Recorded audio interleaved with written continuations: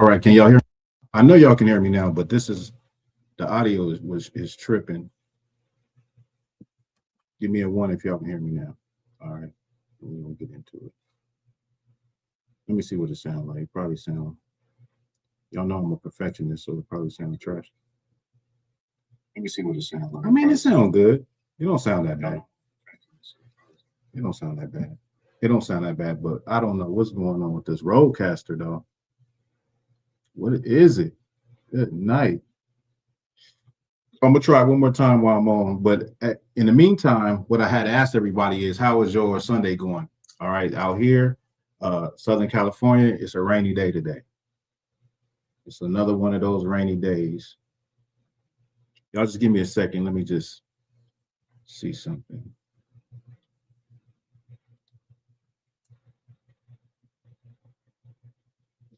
It's funny because everything be perfect, everything be working fine and everything, and then when you go live, then things want to act up.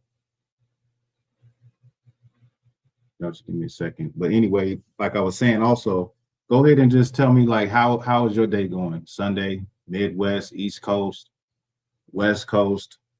Today we got a feast today. Later on tonight, Renee said it is 85 degrees, and I'm about to leave my slave in 18 minutes. 85 degrees, jeez.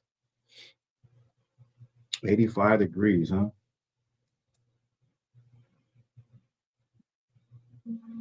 I'm gonna give this one more try.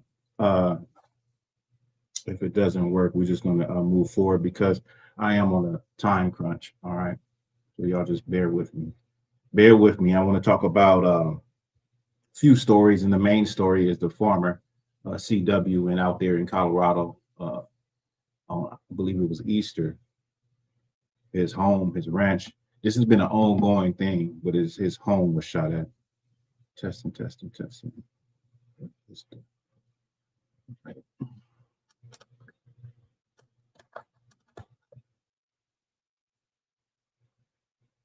So,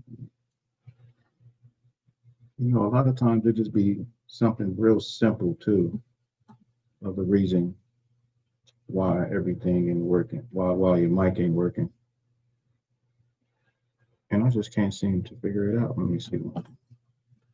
Turn this around. Y'all just bear with a brother. Bear with a brother.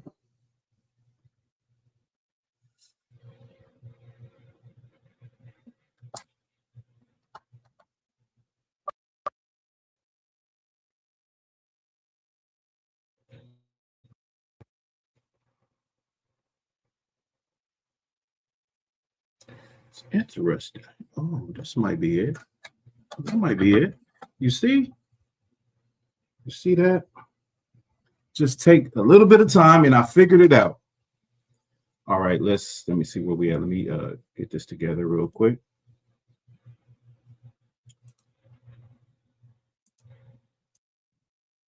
Testing, testing, testing. Now what we sounding like? Okay, we good. Now that actually was my bad. Oh, that actually was my bad. Right? That was my bad. I plugged something up in the wrong place and I wasn't looking. But shout out to everybody that was rocking with me in that 3 to 5 minutes while I figured out the audio, what was the problem. And that happens when you're trying to go too fast and when you're rushing, right? Because I don't know if y'all seen that clip that I put together where basically it showed me putting everything together. You got to plug this up, set this up, do this, get the lighting right, all of that stuff. And when you have all of these things to do, you can skip over some or not pay attention as well as you should be to something. And that's what that was. So once again, man, it is what people would consider bad weather out here in Southern California. But I do appreciate the rain. I like the way that when the rain comes, it kind of like cleans the air, because out here it could get smoggy because we right by LA. And so the air be dirty, the air quality be trash. And when the rain comes, it literally makes the air clean and crisp. So I appreciate the rain for that, you know. But shout out to you, Renee. Shout out to Kyle Mosbaugh. Shout out to Madana. Who else is in here? That's all I see. I know there's more people in here, but that's the only people that's commenting. But we're going to get into it, all right? So this first clip is about a brother. You probably seen this story. This is the brother that he was awarded like 300 million because he was locked up for 2 years with a colostomy bag, and they refused to take him to the hospital to get surgery in order to save money. Okay, so let me get this story.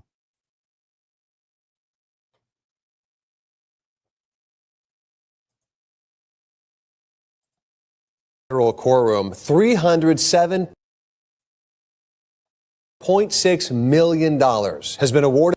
Erica Erickson is a Detroit federal courtroom, $307.6 million. No. Well, let's get it. I'll screen share it. See if I can get it online.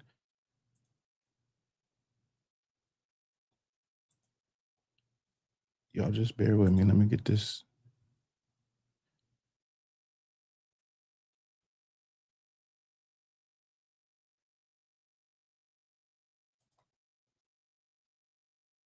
Oh,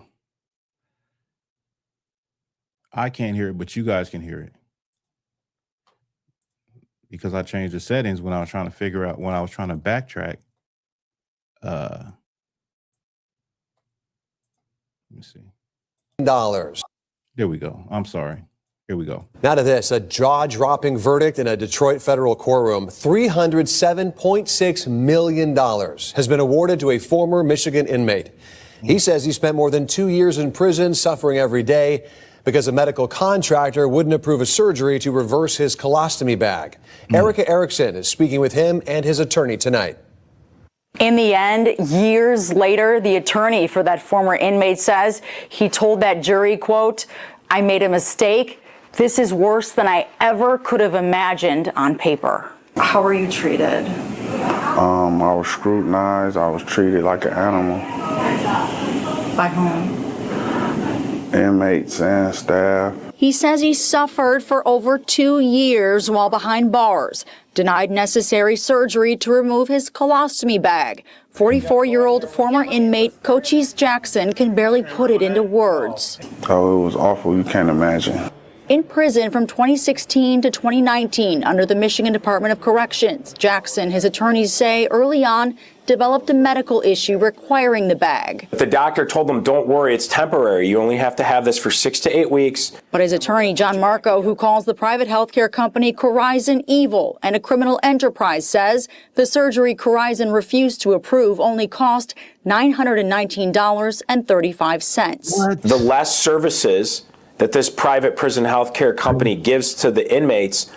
That's crazy. They was trying to save money from the surgery, from doing the surgery, but the surgery only cost $900 something. That's wildly insane and evil. Like they said, it's evil. That was evil.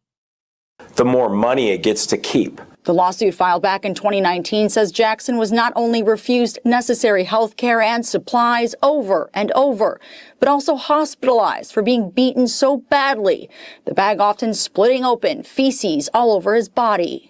Shame on him. I'm still a human being at the end of the day. Marco says during the trial, former Corizon employees testifying they were not allowed to call an ambulance at times because it would cost too much money. Her boss at Corizon told her, just get him comfortable and let him die. Marco. Damn. Y'all hear that? That's crazy. Just get him comfortable and let him die. They beat him, busting his colostomy bag, feces all over him, having to deal with excruciating pain through this whole ordeal. And of course, you know, the smell of a colostomy bag. That is so, man, like you can't even put that in words, how ruthless and just a lack of compassion. Like that's cold-blooded. That's cold-blooded to do somebody like that. You know, it's bad enough you're already in prison. You're already locked up. You're doing your time. Then you have an issue like that. And for them to do you like that, but behind it, all they're trying to do was save money. And then was like, you know what? Just let them die. And you know what? That's what, you know, that's how I feel a lot. I feel a lot when it comes to people that are in positions of power, that are positions that supposed to help people or even detain people, but you're in a position of power. Many times I feel like these type of people, they lack sensitivity. Over time, they lose sensitivity to reality and realizing that they're dealing with real human beings. Like people start to become a number. Like say if paramedics or something, first responders, people start to become a number and they ain't nothing. And then on top of that, if you black and you have a certain look like this brother, he tatted up, you know what I'm saying? They're already going to think a certain way about you and then think that your life is worthless. It's not, you know, it's nothing. They see people die all the time. Just make him comfortable and let him die.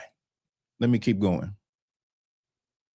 Says he's now spoken to other inmates across the state and country with similar problems. One individual had to wait 12 and a half years to get his colostomy reversed.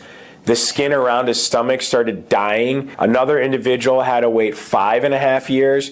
His intestine had actually migrated outside of his body. And now while Jackson and Marco say they're satisfied with the historic $307.6 million verdict. I just wish these bad people would get put out of business so they can't do the same thing they did to me to anyone else. These people should not only be put out of business, they should be put in prison themselves. Marco went on to say there's a lot of former and current inmates who need help. And while this is a good start, there's still a lot of work to do. I'm Erica Erickson. Listen, I agree with the brother. People like that, they should have to feel what it feels like to be locked up and be helpless and be put in a position where they have to depend on somebody to help them. You know what I mean? That's just out of this world. But 300 million, like they said, that's a historic number. You rarely hear something like that. A lot of times you hear where brothers done been in prison for 30 and 40 years and they trying to give them like 2 million. You know what I mean? They trying to get nothing close to like 300 million. You know, I don't know if this is fine or not, but you know, somebody is mad at that. And we know who's mad at that, right? We know who mad at that 300 million. People who don't look like him, basically. But at the end of the day, man, that's a rough experience to go through. Can you imagine that? Can you imagine, you know, being in a situation where you need a surgery and you are in excruciating pain, then it smells really bad. And knowing that it takes nothing for them to do this to you, but they're denying to do this for you, but they're denying it because they're trying to save money. And we're talking about $900. We're talking about a surgery. I thought they was going to say the surgery was like $30,000, $40,000, $900. And that makes it even worse that they didn't help this brother. I couldn't imagine something like that. That's hell. Hell ain't no place under the ground with a red man in a pitchfork that's stabbing you for eternity. Hell is what that brother went through. That's a condition. That brother was literally in a burning fire for 2 years. He had to deal with that. He had to wake up to the smells. He had to have the pain. That's hell. Hell is a condition. That's hell right there. There's no such thing as hell under the ground. You live hell right here on earth. And then there's another group of people that live heaven right here on earth. They in their heaven. You know what I mean? But hopefully that brother recovers fully, and but that's something that I wanted to bring out just to show, like, this is how this type of stuff happens. This is something you would think in a third world country. America is supposed to be this great country with all these resources. And you would think this would never happen here, but it does. It happens all the time. The brother said it out of his own mouth. There's other brothers he want to help. There's other brothers that need help that's still locked up. And so you would think something like this is happening in, what are one of them third world countries? One of them third world countries where they don't barely have running water. You know what I mean? But it's happening right here in America, the great country that, everybody wants to come to. The sister Francine said, beautiful weather here in Philly. Yeah, man, it seems like everybody else got that beautiful weather today. Not in California. Not here. Okay. Let me remove this. Now I'm going to get this next story, which I thought was relevant and, interesting, and we should bring it out because this is a conversation that is always being had in the Black community, and it deals around with interracial marriage. Okay. Not have a white spouse and be pro-Black. And I'm coming to you from experience, okay? I didn't know that I had self-hatred for myself. That's crazy. Until George Floyd died. George Floyd died, and my white husband did not feel the way I felt. He wasn't angry. He thought it was sad, but he really didn't understand the gravity of seeing it, of one, it happening, and two, the way we saw it. Okay. And it shook me. And at first I was wondering if it was me, if I was being too sensitive. And then the wheel started. So right here, this Black woman who was married to a white man also is going to tell you that she had children with this white man that she was married to. When the George Floyd situation happened, she was really hurt over it. Like many Black people were very hurt at seeing those images of George Floyd with a knee on his neck and then subsequently dying. And she realized that her white husband, although he felt it was bad, he felt that it was messed up. He didn't feel the same way she did. And then she said, at this point where I just stopped, she said, things started clicking. She started like really thinking. Let me keep going. Turning like, no, something else going on here. So I got into therapy, and I'm talking a week later. Okay. And it took me some time. I had to go through some therapists. I went through 3. My 4th one, name was Simon, Black man. And he had 2 sessions with me. And he was like, I know what's going on. Okay.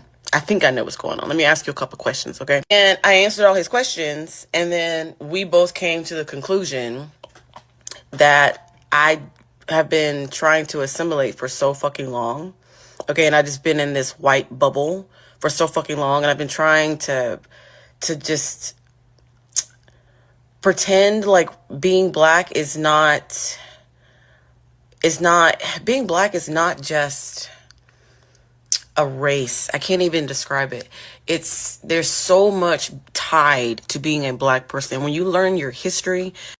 Okay, let me just stop right there. Now, remember, she said that she felt like it wasn't me because was she oversensitive to what she was seeing what happened with George Floyd? So she went into therapy over it because she was like, what is it? So going through different therapists until she gets to a Black therapist, and they both come to the conclusion that, she lives in a bubble. She's been trying to assimilate and be white for so long. And now she's getting to the point of, she's realizing that, being Black is not just, it's a lot more that encompasses being a Black person. let me keep going. When you learn about all the shit that your ancestors went through, other people's ancestors went through, just going and living day to day as a person. Okay. Not a single black person has woken up, okay, and just had a normal fucking day. White people, they can wake up and have normal fucking days. And they've always been able to wake up and have normal fucking days. You know, they don't have to worry about someone telling them that they aren't good enough to go into a store or can't go into that store because of just how they look. They don't understand shit like that, right? And that is what I understood. That was the fundamental difference between me and my husband was he doesn't, and I love him. I love him still, but he don't know anything about oppression or nothing. And he was a white man. So, and this world is curated for him to be successful, for him to be happy. And it's the exact opposite for me. So when all this is clicking in therapy, okay, and we got a divorce. Look, okay. She said right now she said we got a divorce, right? I'm gonna get to that. But now everything starts clicking about how different now, and because she went to therapy, she starts to see the differences between black and white people and what black people have to deal with on a daily basis and what white people don't have to deal with on a daily basis. And, you know, she's having this epiphany. She's having she shook up this wow moment of reality. And this is a woman that her whole life she's grew up, a black woman, her whole life she's grew up in a bubble, you know, trying to be white. You know, out here we call them valley girls, black women that, you know, you can see that, you know, they really don't want to be black. They're like all of their mannerisms is showing you that they subscribe more to whiteness than blackness, right? She's realizing all that, and she comes from that, and then she has this moment because of what happened to George Floyd, and she's seeing the reaction of her white husband. This took her down a road of going to therapy, and then a wow moment, like she's back to reality. She's realizing what she is and what her husband is. And then she says, we got a divorce. That's where it left off at. Let me keep going. Mainly because I still loved him and respected him, but I was not at all. I looked at him and I thought, I saw my self-hatred. I was looking at you like, why aren't you black? Why aren't my children black? And then it was just, and I could never get over it. I could never get over it. Because I was like, listen, and then at the same time I'm in therapy, I'm reading all these books. I'm reading all this. This is when I found Nikki Giovanni in 2020. And I was obsessed. Her, James Baldwin, I'm in there, you know? And the more I learned about just even some parts of my family, it just felt like betrayal to myself to stay married to him. And it was hard. It was very hard. Very hard. At one point, I thought I was making a mistake. But it turns out it was not a mistake. Because you can't be pro-black and literally, like, marriage is serious. But you're married to the enemy, literally. You're married to an op. Or you're, at bare minimum, you are married to someone who can never, ever understand you. Not fully. Even the most. That's what, you know, it's unfortunate that, it's not unfortunate, but the fact that she had to go through therapy to start to understand and see this and have this revelation and realize, like, because of the history, she felt like she betrayed herself once she learned her history and seen what her people went through. She felt like she betrayed herself, like, damn. But that's what it is. And what people would call it, they'll say it's self-hate, right? You don't love your blackness enough. You don't love who you are enough to know the history of your people and to be like, damn, I would never ever bring home somebody from that people, that race, after everything they done did to my people. That will never happen. But we have a lot of Black people that don't see it that way. They're in that bubble. You know, they live that life. They live that life of being so disconnected from their history, you know, and this is, to me, this is rare. This is rare that somebody like her would wake up. But what happened to George Floyd, and that was an event that had a lot of people hot. It wasn't just Black people, right? That had a lot of people hot and upset. That right there was the turning point in her brain, and took her down a road of learning about her history, realizing that she's Black and there's things that come with being a Black person that white people just don't have to do. Then realizing, like, damn, technically, my husband is the enemy. He's the ops. And she said at one point she felt like she was doing the wrong thing by leaving her husband after learning all this stuff. But then she said, now I don't feel this way. But let me keep going. Let me finish wrap this up. Pro-Black white woman. She'll never get it. She'll never get it. She said the most pro-Black white woman would never get it, would never understand us. And I didn't mean to stop it again, but it's something I forgot to say. This is what I want to say. And this is something that we say in my organization, the Israelite School of Universal Practical Knowledge, is that, you know, they could never understand you. Like, why would I be with a white woman? She doesn't understand the struggles me, Thawahgabar, as a Black man, has went through and still go through on a daily basis. She could never understand it. She could empathize, she could sympathize, but she can never feel me the way a Black woman can feel me and understand where I'm coming from. And this speaks to what she's saying right now. The most pro-Black white person, if you even go back in time during the slavery days, the abolitionist white people, a white woman or a white man, they could still never understand what it's like being a Black person in a white world. And this is what she's speaking to. She's giving examples of white people that are pro-Black, you know, that do agree with Black people. Even they can't understand a Black man or Black woman. I don't care if she had the worst fucking life. Even if she grew up bumfuck poor in Appalachia and was getting by her fucking uncle, she's still never gonna get it.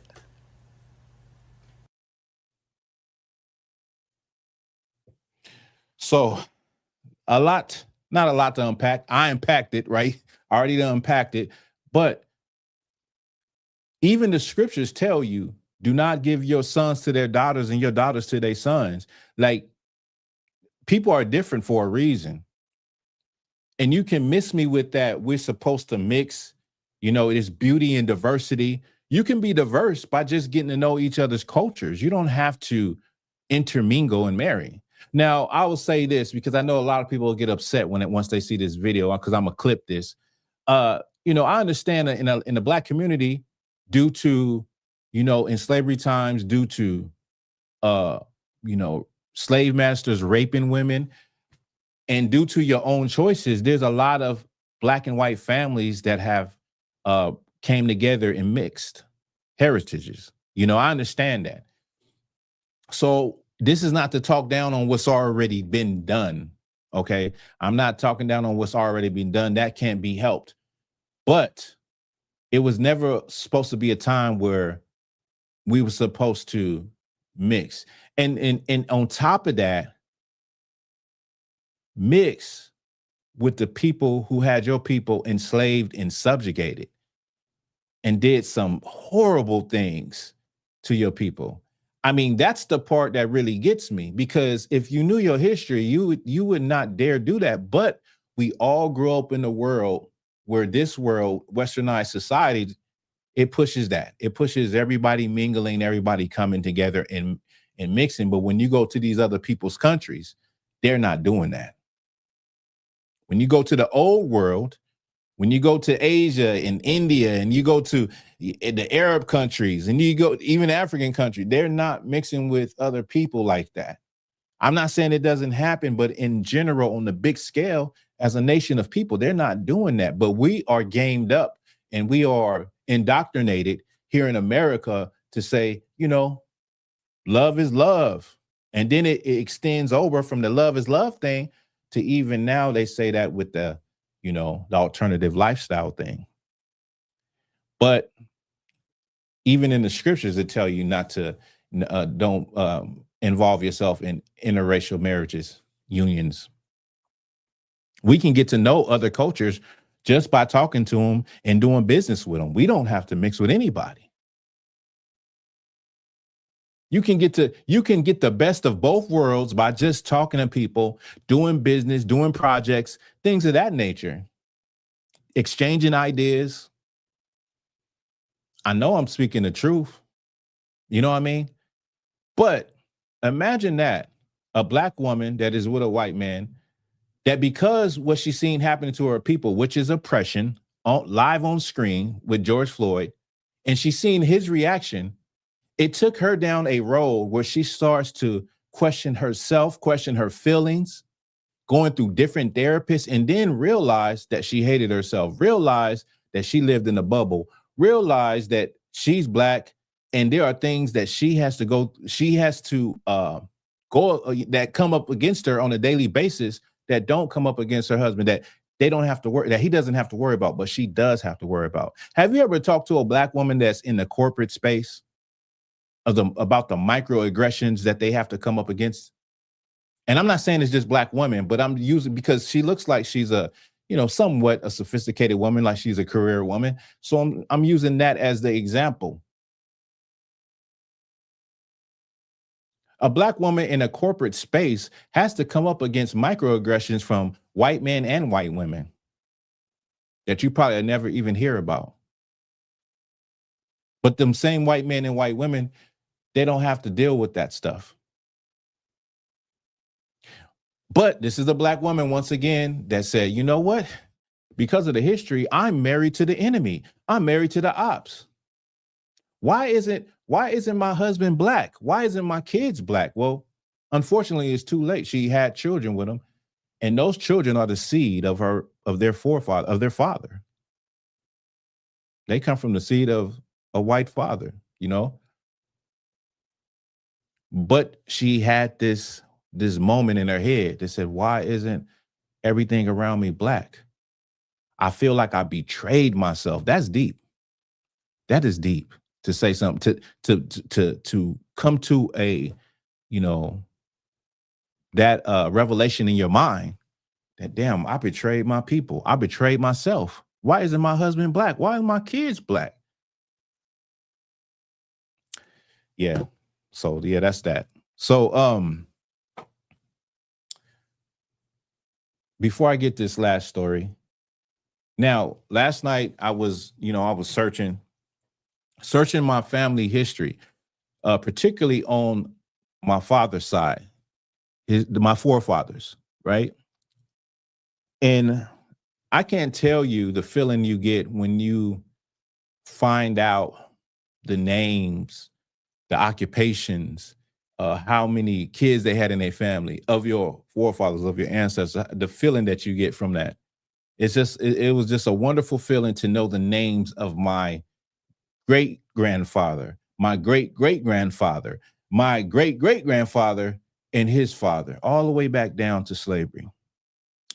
I was looking at census records, and you know,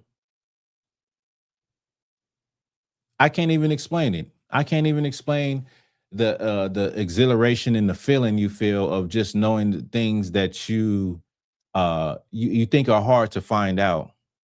And I'm thankful to the Most High that because of the last name stayed the same. So in the census records, it was very easy to go back and find out, where I came from. I'm at slavery right now. I'm in 1810 with my latest great grandfather and his father. Obviously, we're talking about the 1700s in Virginia.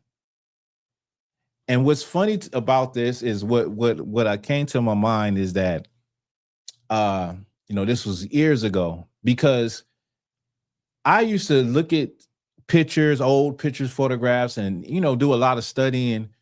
We're talking about 2000, 2008, 9.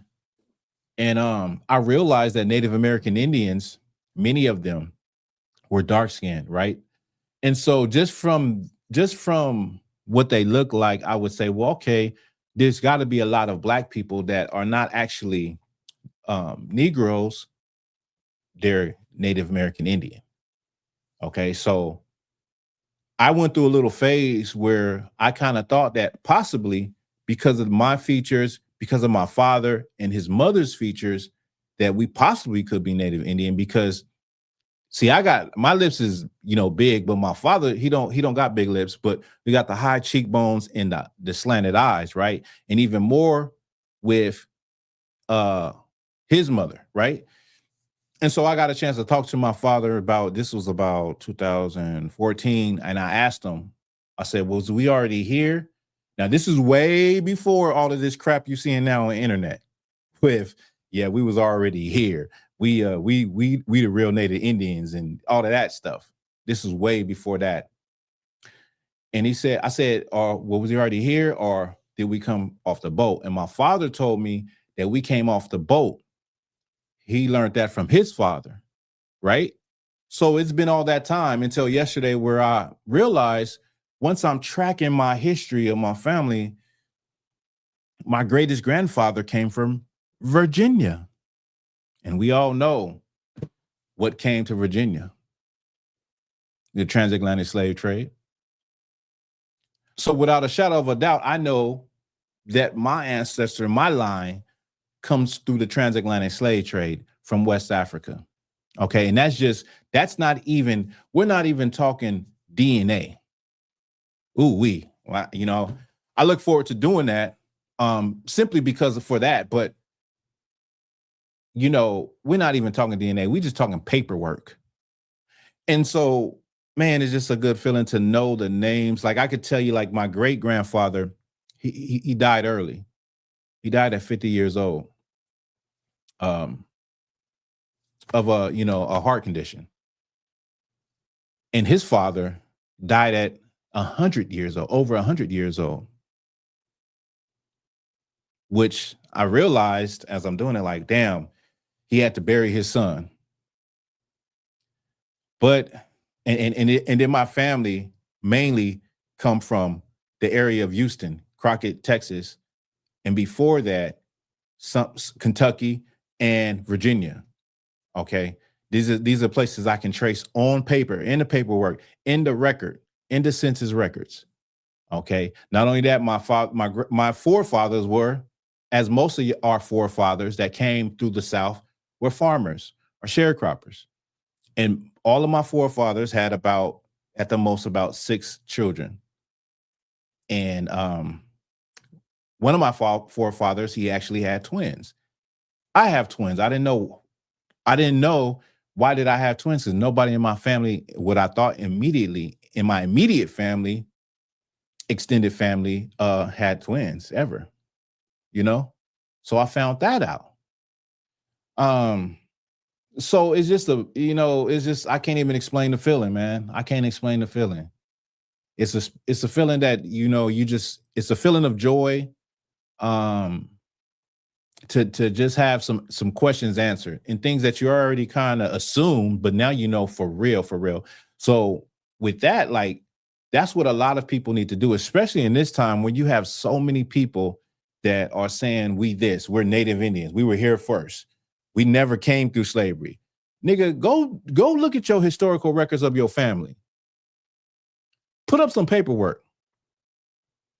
Because I guarantee you, I look closer to a Native Indian than a lot of y'all. But I'm not claiming to be no Native Indian. I know where my people came from, or how they got to the continent of America. And that's what a lot of people should do. You got a lot of people online that's just talking, man. They just talking, and they believe based off of memes.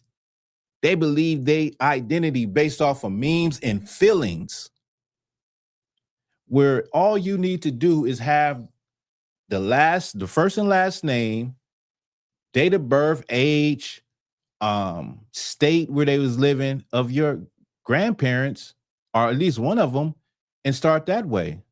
And I would say with your forefather, with your father's father down the line, because we all come from the seed of our forefathers. Okay, that's who we are. Anyway, I want to share that. So let me get this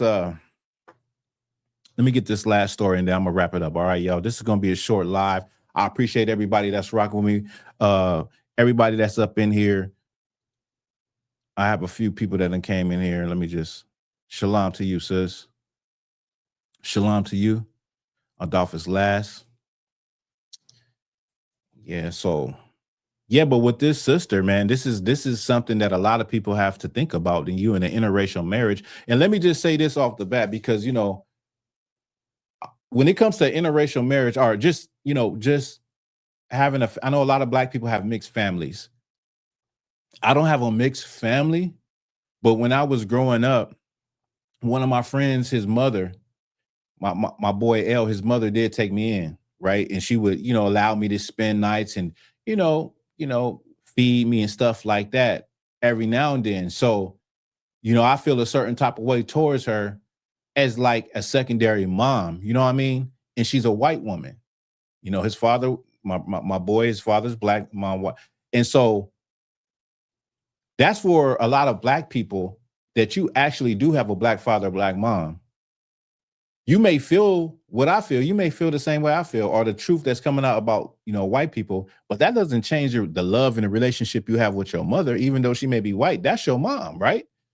You're going to do what you have to do. You know what I'm saying? For your mom, you love your mom. So I say that to say the relationship I have with this woman is secondary to my mother. So the same way that if somebody was to do something to my mother, you're going to feel the same, level of ferociousness from me, is the same with her, because I do love her. She's white and I love her, but it doesn't take away the truth of how I feel about the white race. You know what I mean? Two things can be true at the same time. And so for the people who may have mixed families, that's not to put, this story that I went over is not to put you down, because what's done is done. But moving forward, I would tell Black people to teach your children to love themselves, to love their Blackness,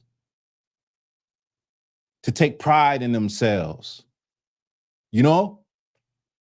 And when it comes to a situation where you have a mixed family, it is what it is.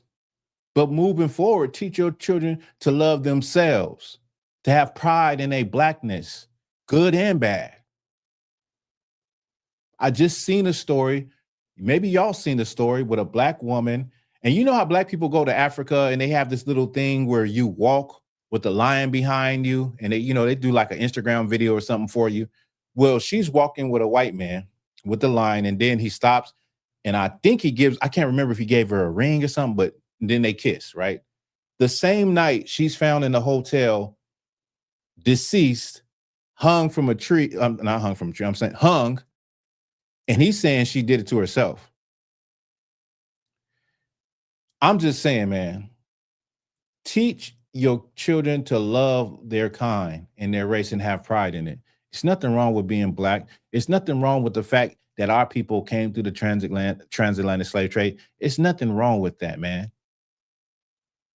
Look at Black people. I mean, think about what Black people has been through, and then ask yourself what other people could have went through, what Black people have been through and still go through and still be standing. We have to be a special people. It's no doubt, there should be no doubt in your mind that we are a special people, and that only a people that has went through something like that, it can only be a supernatural blessing on a people that has went through something like that and that are still standing, still able to smile, still able to invent, to innovate, to entertain, to grow, to live. I see some of these other people And they take their lives the minute they lose a job. You know how many jobs I done lost? You know how many jobs black people lose on a daily basis? I seen these people lose a job and go home and annihilate their whole family.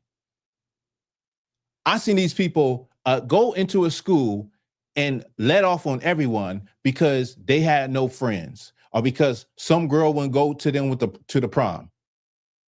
I mean, things that you would say, man, you don't know what a hard time is.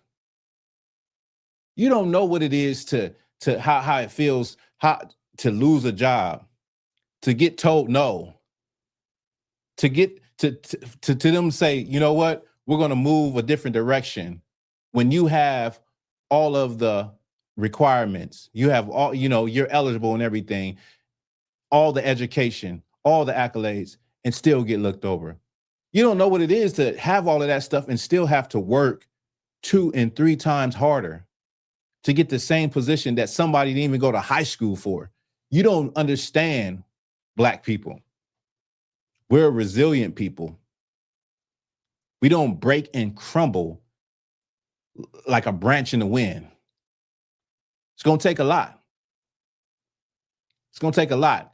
And they found that out a while ago.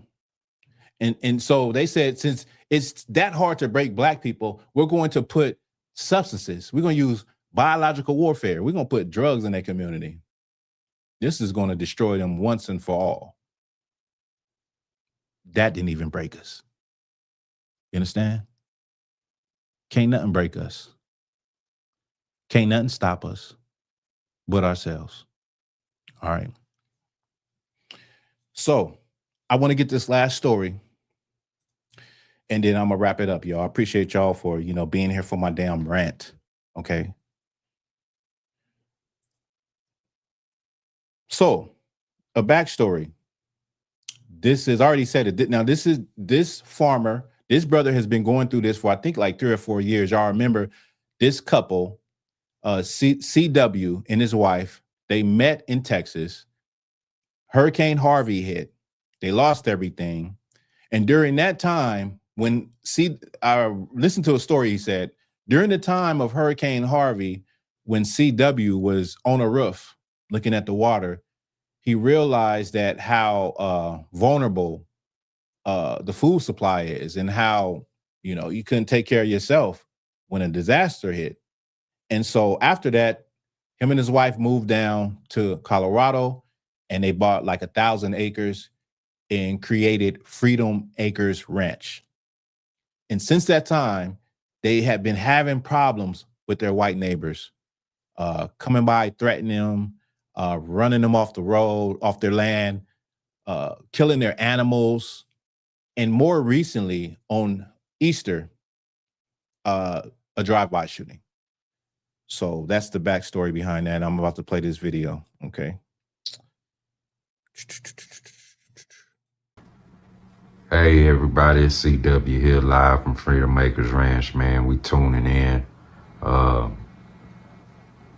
First, I want to say everybody here at Freedom Acres Ranch is safe.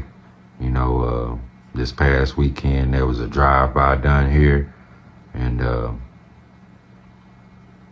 you know, that's a result of the sheriff's lawlessness, and that's all I'm gonna say about it.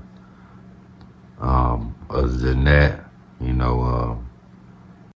And let me just interject right here. He said, because of the sheriff's lawlessness.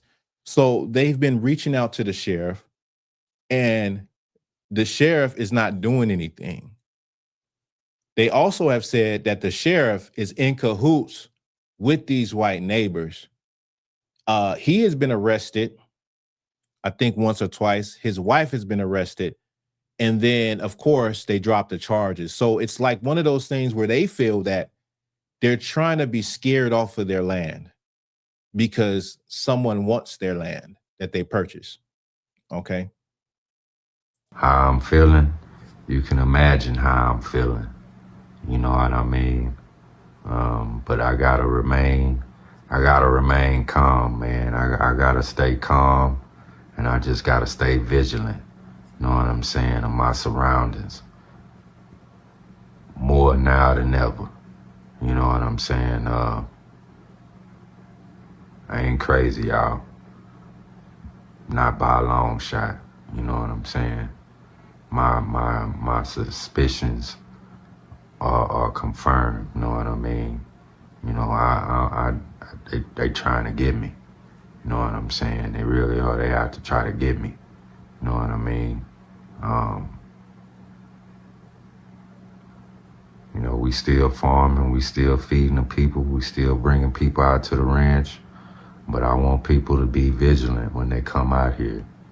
You know what I mean? You know, fear has no home here. You know what I'm saying? You know, it's sad that I gotta live like this, man. And it's just, you know, it's unfair. You know what I'm saying? And I'm asking for help. You know what I mean? I'm asking for help. You know, I'm asking for y'all out there to continue to pray for us, continue to show your support. You know what I mean?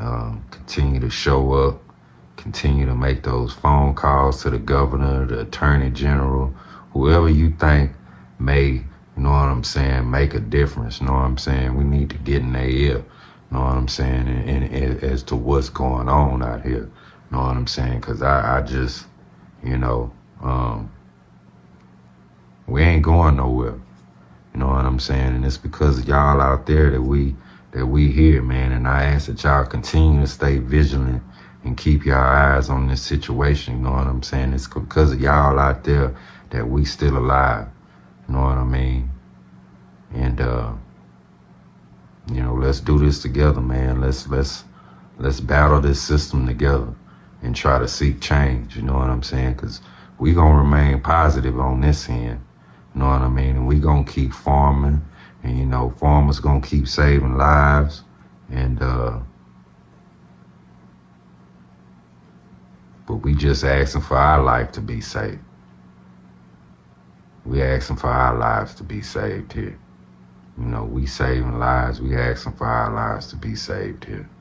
Now, if I could, I kind of remember now, one of the times where he was arrested is because their cameras on their property were pointed towards the neighbor's house. They've got pictures of the neighbors pointing guns at them, like from far away. And you know, commonly the neighbors, you've been having strangers walking on their property, you know, messing with the fence and stuff like that. I want to say that this is something that happens a lot. It happens a lot with Black people. Well, this has happened since the time Black people got free from slavery and purchased their own plots of land, where their land has been taken from them. They have been scared off their land. They have been murdered in their land taken. False charges and false accusations have been rose up and saying you didn't pay this, and you know, cities and towns took their land. So by any means necessary, white people have done this to Black people. This is historical. This is a historical fact. And it's still happening today with Black farmers, where the government treats them worse than they treat white farmers. Don't give them the same monies and subsidies that they give white farmers.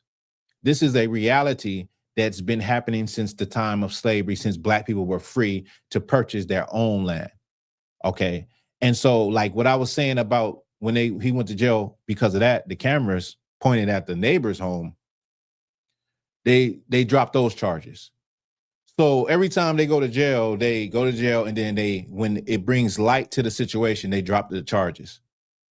So what it is really is them just trying to wear them down, you know what I mean, and trying to scare them off the land. And the brother is asking for help. So what I know is that a lot of people have went out there, you know, to film, to document, to help, to be a helping hand out there. And on his website, let me see, I'm gonna show the website. I'm gonna finish this video, then I'm gonna show the website.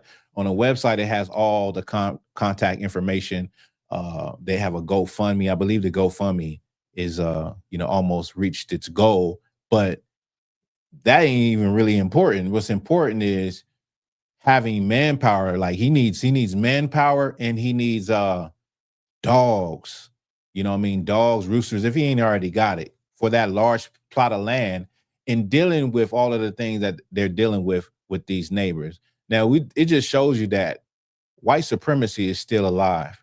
When you go to a place and the neighbors are hostile to you and racist towards you and keep messing with you, but the sheriff doesn't do anything, you can basically assume that they all together. They all grew up together. They friends and family. And I bet you if it's some real tough investigation, they'll find out that there are ties to those neighbors that ties them to the sheriff, as far as being either friends that grew up together or family. Okay, let me keep going. You know what I mean? That's all I'm asking. You know, that's all I got for y'all right now. I love y'all. Be safe out there. Continue to pray for us. You know, shop with a local farmer, support a local farmer, support Freedom Acres Ranch, www.freedomacresranch.com. And please be vigilant on this situation. Make those phone calls. You know, continue to press the issue. Black farmers matter. Black farmers matter. All farmers matter. You know what I'm saying? But definitely here in Yoder, Colorado, y'all have some farmers out here experiencing going through hell. So the place where they're at is called Yoder, Colorado. Yoder, Yoder, Colorado. You know what I'm saying? And it's just not even, it's unimaginable, man. The level of hate, you know what I'm saying, that surrounds me. You know what I'm saying? And it's from authoritative figures. You know what I'm saying? Sheriff Royable, you know what I mean? Get in line, man. Get it together, man. Come on out here and check these people. Do your job. I don't know no other way to put it. You know, I throw my hands up, man. You know what I'm saying? But I'm not gonna put my hands down. I'm gonna keep throwing my hands up. I'm not gonna put them down, you know, but, you know, just, pray for us, man. Keep us in your prayers. I love y'all. Be safe out there. Till next time. Now, this is CW, right? CW, Freedom Acres Ranch. Now, that was like 6 months ago, somebody hit me up about this, but I had already talked about this. But I felt it was important to put it on my platform. I think my platform, I say I got about 350,000 followers on all platforms, right? And so I'm doing what I can do by broadcasting this story, putting it out there, and for brothers and sisters that rock with me and follow me, for them to pay attention to this story. And maybe you somebody that can actually go out there and be a helping hand. You know, me personally, I can't do that because, you know, I would want to do it in my younger days. I definitely would do it, but I have children, you know what I mean? I have a livelihood I gotta keep going. But for brothers and sisters that are free, that brothers and sisters that, you know, you feel passionate about this and, you know, you want to help in any way you can, the contact information is on the website. And I'm gonna pull up the website real quick. We'll go through the website real quick for y'all. All right. Let me share the screen. Let me remove this.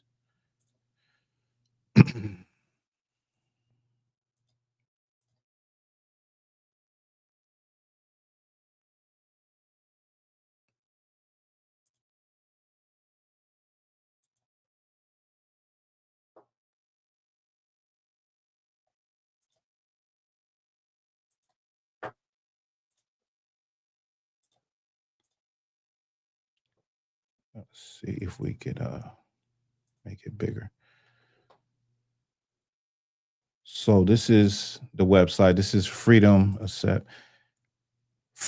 Acres Ranch. Okay. Veteran-owned business. Vets and military get 5% off. Well, I can't get none of that. So they basically sell meat, right? And he does tours also: chicken, turkey, beef. Children's farm book. They have a children's farm book, custom meat package. They have a calendar and planner. Let's see.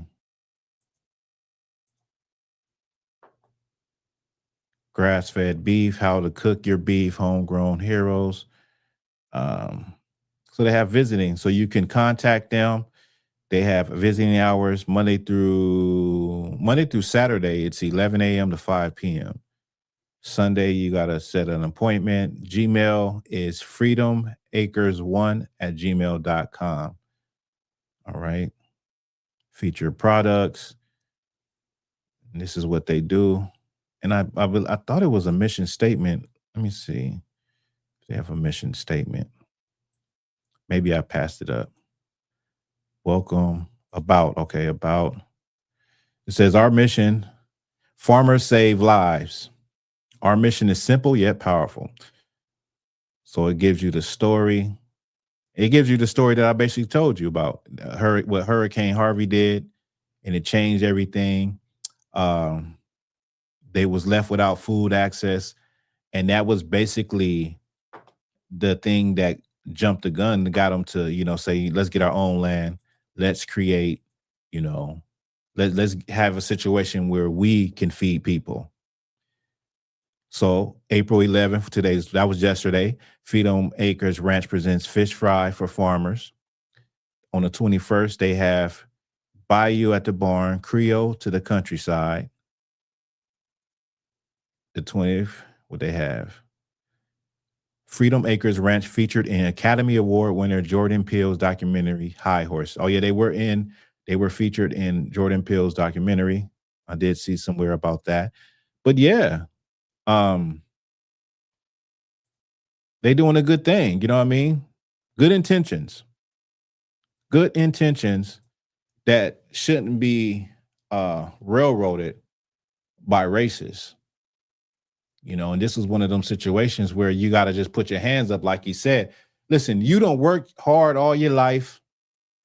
Save up your money, go buy some land somewhere out in the plains in Colorado, away from everybody, to enjoy your life for the fruits of your labor.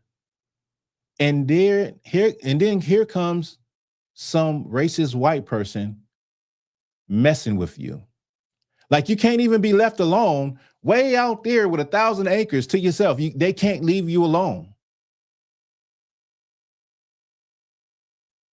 They can't leave us alone. CW got 1,000 acres somewhere far out in Yoder, Colorado, and white people can't leave you the fuck alone. They can't mind a fucking business. Excuse my language. Sorry, but I needed to hit home. They can't mind their business.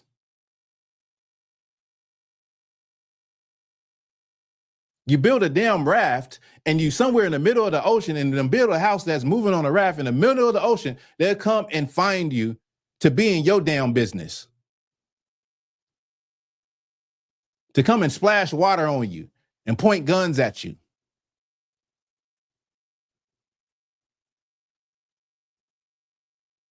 Mind your effing business. It doesn't hurt to mind your business. Doesn't hurt a soul to mind your business.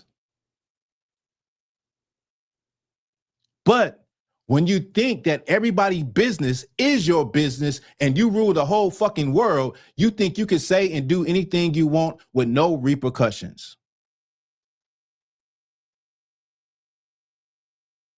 And that's why we say in the ISUPK and the Commander Jenny, the white man is the devil that the Bible speaks of. He just can't leave people alone. And then when he makes a mistake, he can't even admit to the mistake. Blow up a whole hospital with kids in Iran. Oh, that wasn't us. That wasn't that was them. That was Iran. They don't know what they're doing. Picture comes out with a Tomahawk missile right before it hits the hospital, and they still can't admit that it was their fault.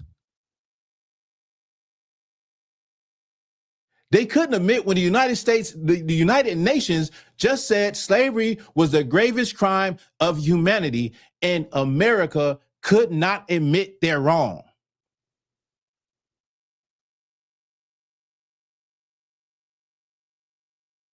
Couldn't admit it. Couldn't agree with it. Although it is the truth. It is the truth. America and Israel and Argentina, a lot of y'all didn't know Argentina took in a lot of the Nazis when they, fled from being destroyed. They went to Argentina, and Argentina welcomed them. So today, Argentina is a very racist place.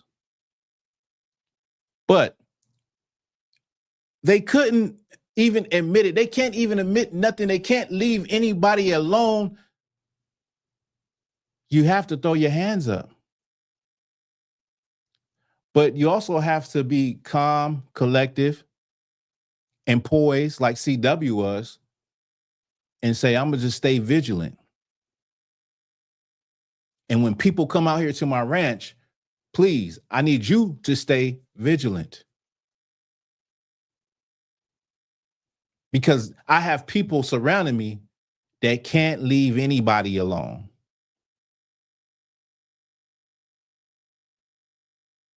Can y'all imagine that? Like, I think about, that's what I want to do. And me learning about my forefathers last night, and all they did was, farm. I'm like, well, shit, I've been wanting to farm. I mean, my dream is to have a compound where I'm producing my own food and all that. But imagine that. You finally get the dream, and you're away from city life, and you're trying to, learn agriculture, and you're free from everything, and you have this sense of peace.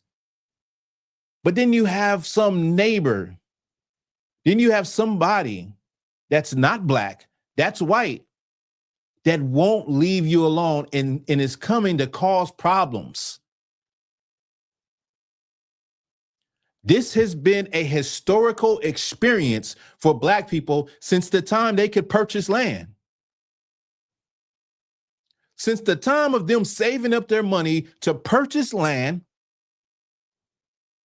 and to build something for generations to come. And in this case with CW, build something where they have food, where they can take care of themselves by selling some of the food, and they can give food away to feed people.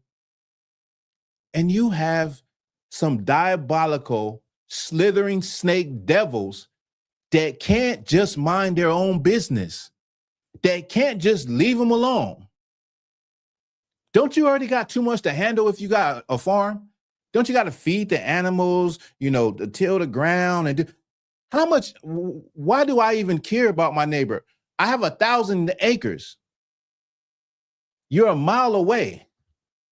Why are you even focused or even worried about these black farmers?